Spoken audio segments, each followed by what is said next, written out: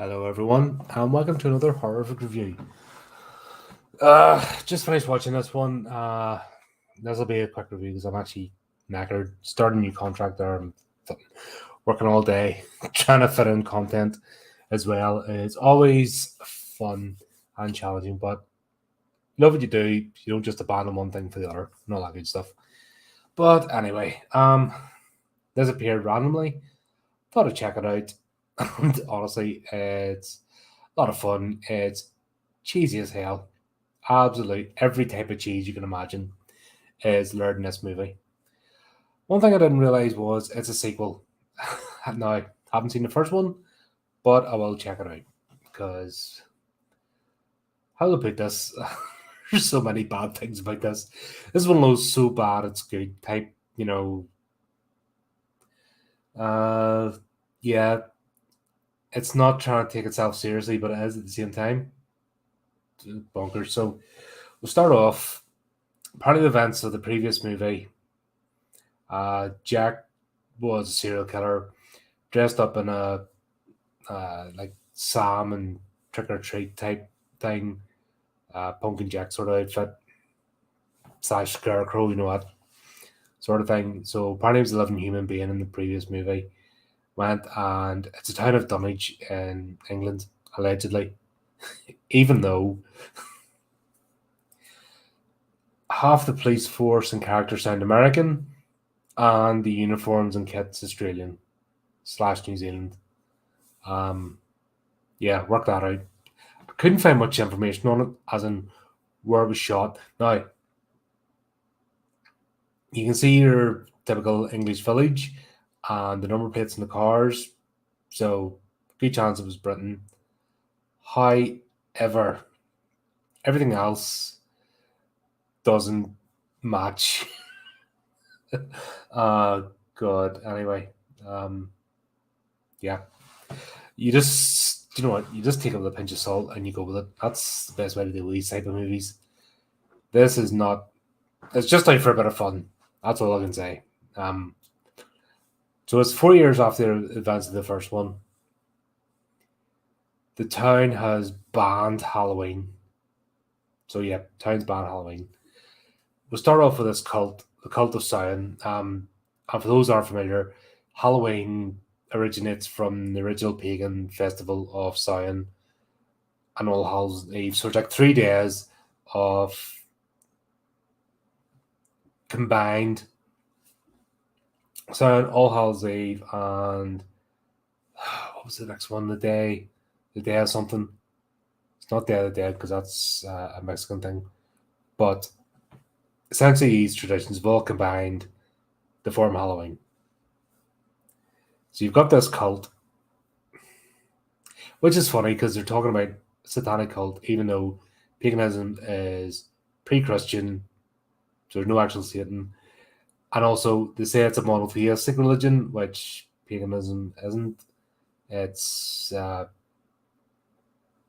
polytheistic in terms of the worship of nature and cycles.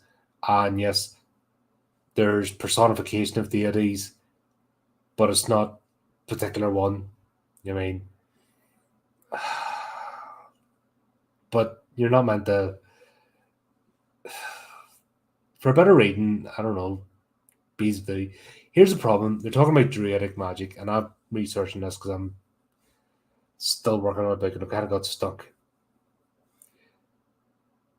A lot of the druidic traditions are Dark Ages, as in, and if you're not familiar with the Dark Ages, it was a period in basically pre-written history. Records weren't kept; they're all transferred orally.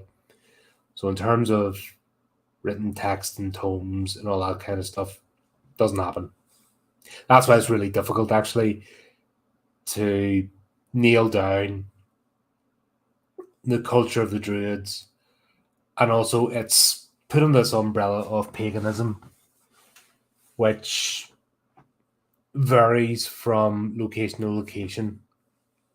So even in the British Isles, a Scottish pagan will be different from a Cornish pagan or a Welsh pagan or an Ulster pagan or an Irish pagan. There's no one tone or force, or you know what I mean. It's not that structured in a religion.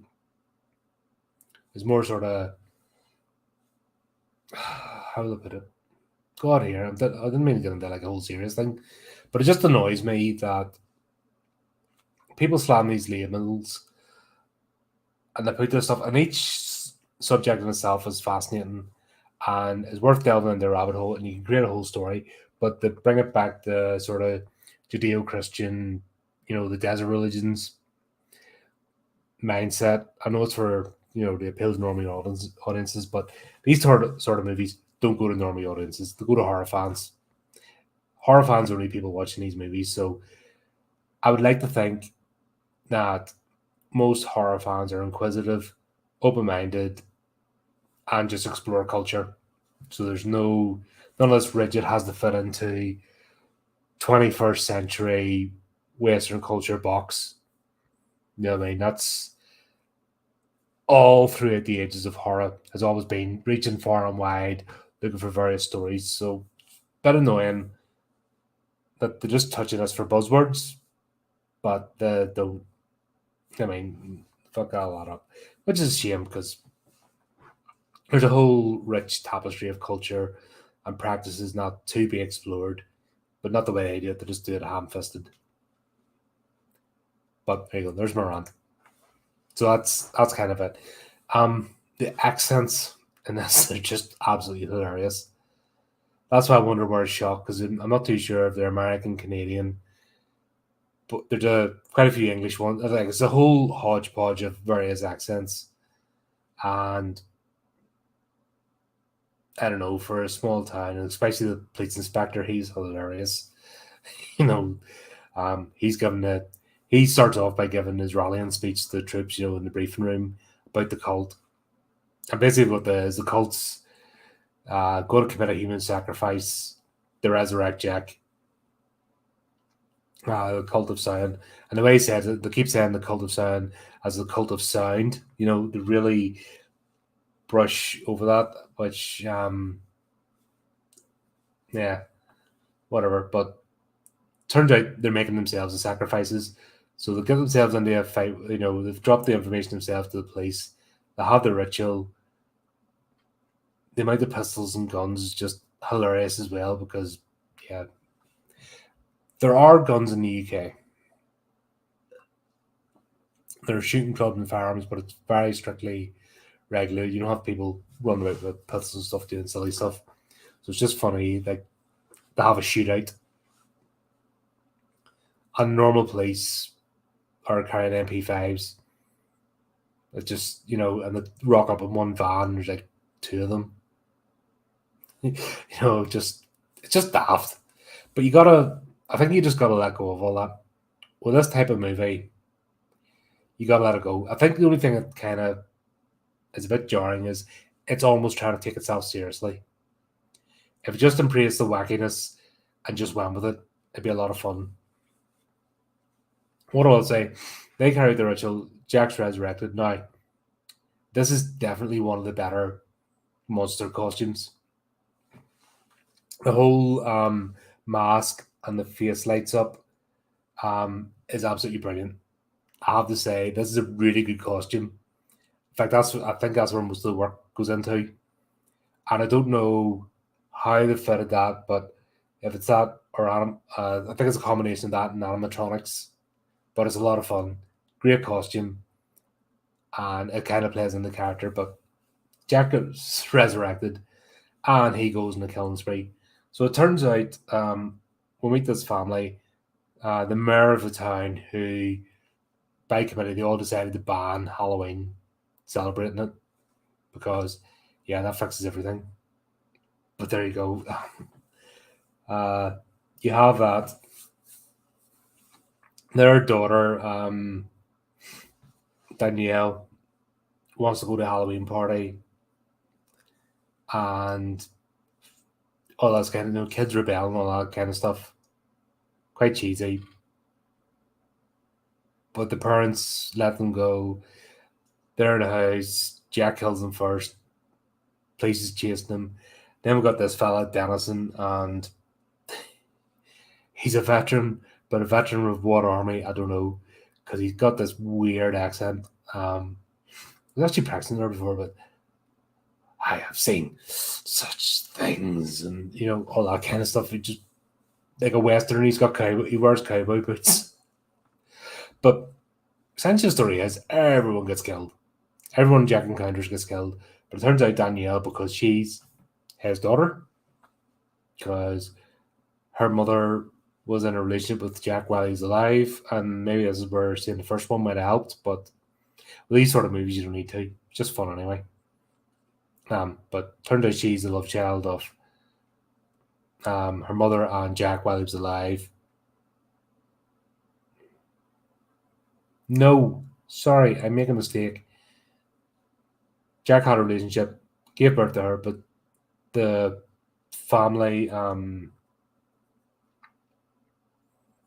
Lou and Annie, I think, the mayor and his wife, they adopted her. Sorry, I was making a mistake there. My apologies. Yeah, so apparently that's the thing. You'd think she'd be adopted out of the town, but there you go.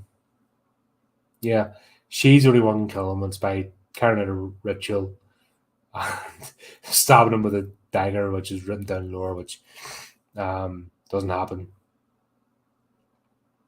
But yeah, it's just cheese balls. What I suggest is get a load of popcorn, get a few beers, switch your brain off, watch it and have a laugh. There's another. I might talk about this one actually.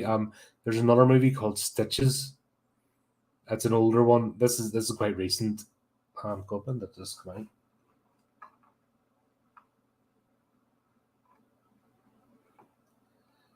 (2019). So this is quite recent. There's another one called Stitches.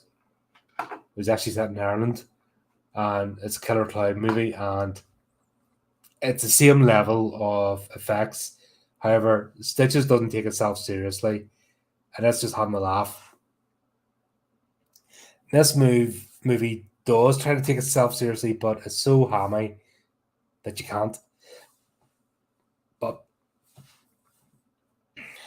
it's better than Halloween Ends. At least you know what you're getting with this movie. I'll just put it like that. It's not that pretentious that it's trying to take itself seriously. Just out for a laugh. It's gore, blood, all that kind of stuff. Really hammy acting. Accents from all over the world, even though it's a small English town. Uniforms of the police from all over the world, even though it's a small English town. Doesn't know what it's doing. Mentions every religion, even though it's supposed to be paganism. And yeah, there you go. No real plot, just move the next chop, slash, shoot and blow things up, which I can live with, especially when you just want a bit of fun for a while. So there you go. There's my review. I'll not labor on, but there you go. Anyway, hope you enjoyed it. If you've seen this movie, let us know what you think. If you do watch it, come back and drop your thoughts and have a conversation. Keep up to date with the channel, all the other stuff going on. Quite busy. And till next time, keep it creepy, keep it horrific.